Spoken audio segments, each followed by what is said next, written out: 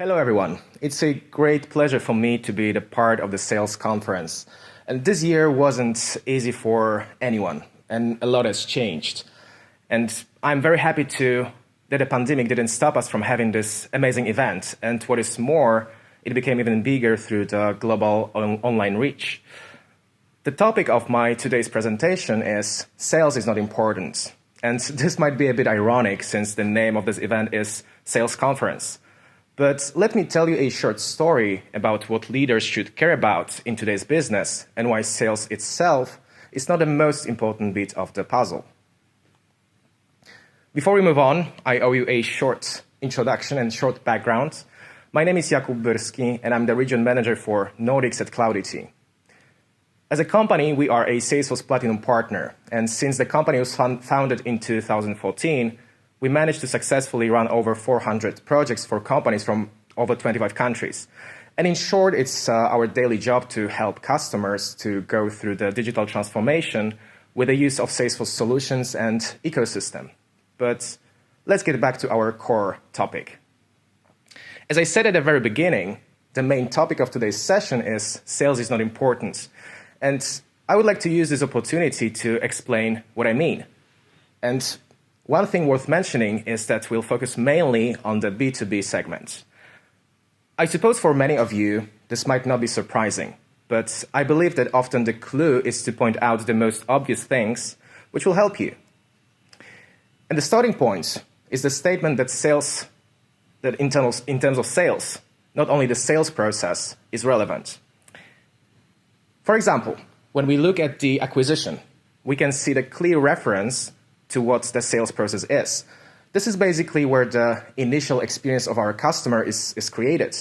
This is where all the decisions are made, who are going to target, so basically who will become your customer.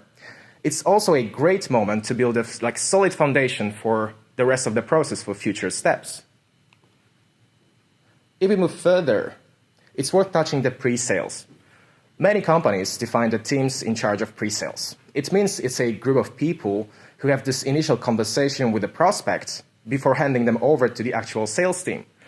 And in that stage, usually, the initial shape of the product or service is defined. This is the best moment to gain the trust, believe me. And if the job is done wrong here, either you'll just lose the client, or you'll have to spend much more time on doing this in the later stages of the process. Another important bit of the puzzle is the partner ecosystem. Nowadays, it's a very broad topic. As the BPI network study says, almost 60% of organizations use partnership to acquire new customers. It's really crucial to emphasize the partner's role in creating the value. And of course, it's a big chance. We can enhance our offering and do the stuff that we are not able to do ourselves. But remember, it's also a risk. It's not possible to fully control the partner. And recently, I talked to one of my friends who owns the real estate company. Basically, the company focuses on the business rental in one of the Scandinavian cities. And their service is amazing. I used it, it's great. But the problem was that the tenants were not fully happy because of one very, very simple thing. The company has changed the cleaning service, and it wasn't as good as before. The quality wasn't just not as high. And the main problem was that my friend was not able to figure it out without complaining the tenants. You can see that. And believe me, it's not easy to gain back the trust and customer satisfaction.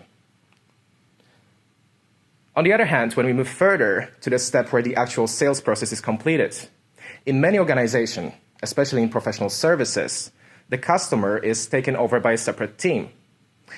For example, when you look at the experience of your customer and his or her future purchasing decisions, this is the moment of truth. And acquisition of new customers is 5 to 25 times more expensive than keeping the existing customers, as Harvard Business Review says.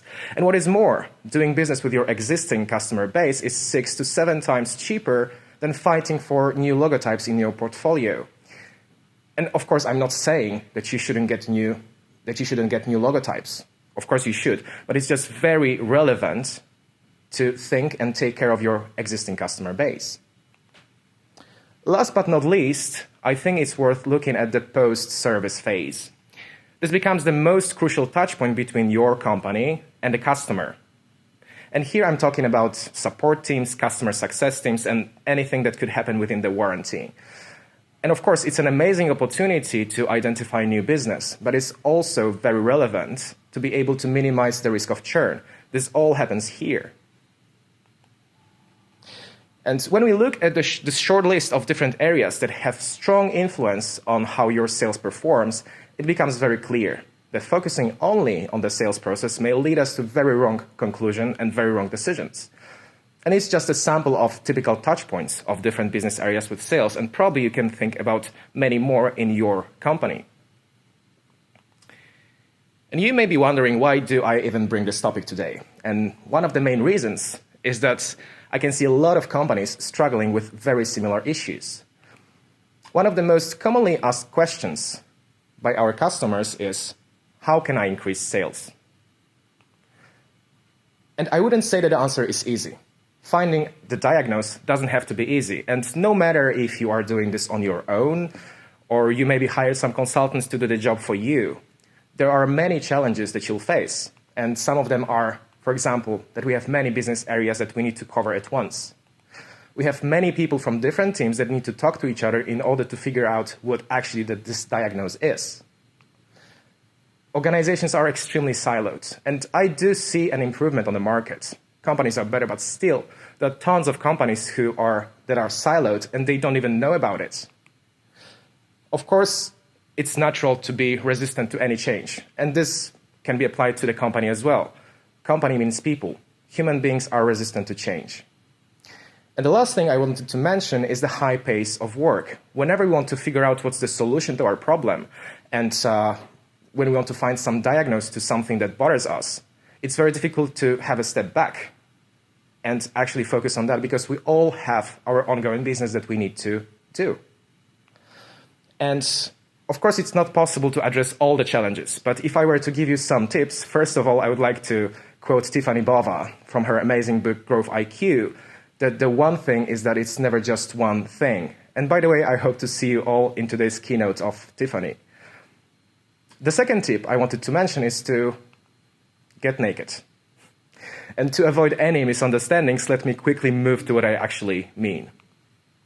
Getting Naked is one of the books that I treat as a business Bible. As a person with a consulting background, I really recommend this book to anyone. And this framework, of course, it's mainly dedicated to consultants and people working as consultants. But many of the tips can be easily used within your organization. The clue of pure naked service is about fighting 3 fears that we as humans, as consultants, usually face. The first one is the fear of feeling inferior. The second one is the fear of being embarrassed. And the third one is the fear of losing the business. And for each of those fears, we are able to apply some of the strategies which will help us. And firstly, I would like to mention the fear of feeling inferior. You can imagine that when working with customers, it's very easy to get trapped in feeling inferior in a relationship to your customer. And believe me, there is an easy trick to change your mindset and make everything about the client. But honestly, everything about a client, about solving their problems. When it comes to the fear of being embarrassed, I just want you to imagine how many great ideas about how to solve some problem in your organization were not even mentioned because someone was afraid to ask a dumb question or make a dumb suggestion. Just face it. Celebrate your mistakes. Maybe what you suggested was wrong, but never deny it. And let it be. Make something out of it. And the last thing I wanted to mention is the fear of losing the business. And it's going to be a very personal story. Because from my perspective as a consultant, it was a game changer to fight this fear of losing the deal.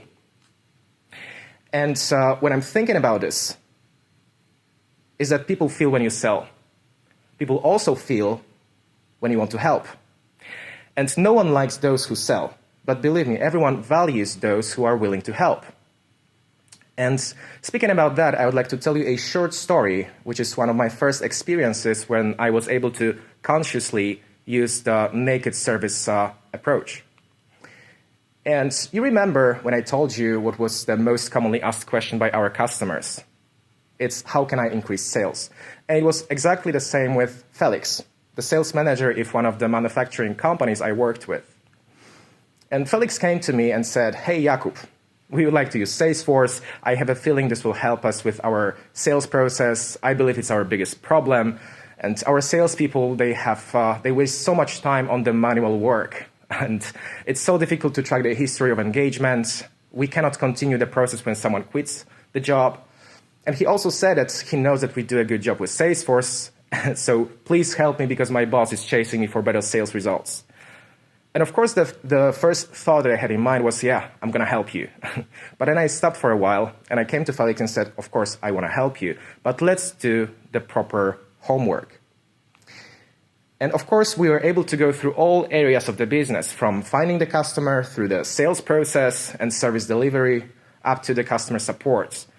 And after 2 days of workshops, we all came to quite surprising conclusion. And the most interesting was the fact that the biggest potential for sales wasn't coming from the sales team. It was very common that the support team didn't hand over potential sales opportunities identified within the support process. The sales team didn't have any visibility of that, and the support team didn't even have an incentive to do anything to close the deal. And this was the moment when we had to say this kind truth to Felix. And we said, Felix, let's focus on your internal collaboration first. It's equally important as the actual sales process. And instead of spending weeks on unifying and optimizing the sales process, we found out that the biggest problem was lack of the touch point between the support team and the sales team. And in the end of the day, of course, we optimized the full sales process as well as the other business areas. But a key point was that we managed to increase sales through visibility, which was achieved by asking dumb questions and telling the kind truth. And of course, one of the bit of this puzzle was technology and implementation of Salesforce. And I suppose you might be wondering, what is the role of technology in the whole picture, especially nowadays? And of course, technology is important. What tools and technologies you're going to use is very relevant for your business. But every change or transformation should focus on the full picture. And in order to have the full picture, we should add 2 more bits. First of them are people. No matter what change you are planning, it will usually affect people in your organization. It's equally important to hear them, whatever IT infrastructure you're building. There are always people on the other side, so it's crucial to identify their point of view, identify who will be the change advocate, and who needs more time to get used to the new, whatever this new is. The third piece of this picture is organization and processes. And what stands behind it is the structure of your business. It's tightly related to your business model, but it never should be created without taking into consideration the layer of people and technology. Even the best infrastructure and the best people won't be efficient without good culture, processes, and the general idea how the business should flow. And I'm not saying this should be done once, fixed, forgotten. No, it's a continuous process. But it's always good to have the starting point. And when you keep in mind any change, which involves all of those 3 things, you might be wondering what should be the starting point. Should this be technology? Should I choose the vendor first? Or maybe I should talk to people first and ask them what do they think and how do they want to work? Or maybe I should start with writing down what my organization does and what are our processes. And my answer to that is, it's the customer. None of those things aren't important when we don't have the customer in the center of the picture. This should always be the starting point. And whatever goes around it, it will always refer to who is your customer and what are his or her needs. One of the best ways of putting the customer in the center of the picture is following the Osterwalder's value proposition design. It's a simple but very powerful tool which will help you in defining what are customer pains, what are potential gains, and customer jobs. So basically, it means that we need to find out what's going to create the gain, what's going to relieve the pain, and what tools, what products and services are we going to use to achieve it. And it will help you in building your response to things that actually matter to your customer. And of course, this is a very strong simplification of the value proposition design model. But I'm happy to recommend it to you to try it out, of course, for those who didn't have such a chance before. But before you move on, please remember one thing. Think about pains and gains of your customer. And no, I'm not talking about your perception of the customer. And you may be wondering how should we do it? And how should we step into the shoes of our customers? And of course, there are different ways of doing that. But the easiest one is to ask, is to talk and ask. And believe me, every customer will be happy about sharing their point of view and telling you what you could do better for him or her. Getting back to the main topic of today's session, that sales is not important. Of course, you found out that I didn't mean it. I didn't want to say that sales is not important at all. What I meant is that sales is important too. And speaking about the importance of sales, why are we talking so much about sales?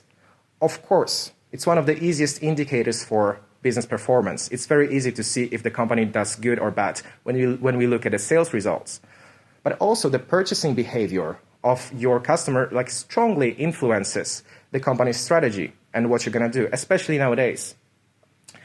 And here you can see the recent study from McKinsey that basically says that digital interactions are twice as important as traditional ones. It's not very surprising, but shows very well the scale of this phenomenon during pandemic. And again, it clearly shows how carefully we should listen to our customers. And believe me, putting the customer in the center of the picture, it will help with sales results through focusing every bit of your enterprise on the right thing. I would like to finish today's session with one simple statement that sales is as important as any other business area. And we can either ignore it, or we can become obsessed about our customers and their goals and make every bit of the company work towards our goals. And just imagine if every person in the company knew what is the value that you offer and actually believed in that. What pains do you remove and what gains do you create? And I'm not talking only about those who stand in the front and have interactions with your customer, but also those behind the curtains. How powerful can this change of the mindset be? And I wouldn't say it's easy, but come on. Let's try it, and in the worst case, we'll just learn from our mistakes. Thank you for today. It was a great pleasure to be here, and I hope to see you live in person next year. Thank you.